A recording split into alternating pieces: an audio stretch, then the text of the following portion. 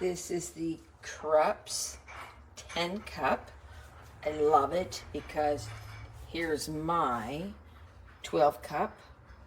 It's my husband's little 10 cup. We have two because I drink decaf. He likes regular coffee. So this thing, you can see the footprint, how much smaller it is than that one. So it's great if you're saving space.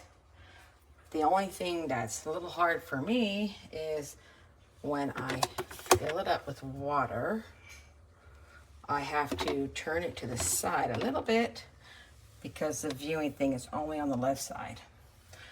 But it goes in pretty easily. Fill it up, watch the numbers, done. Then you put it back.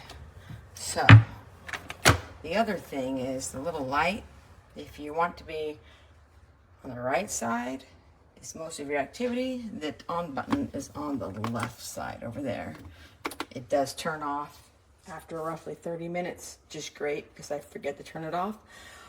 But what I need to do is remember to not turn it on until he's ready to have his coffee. Hope this helps.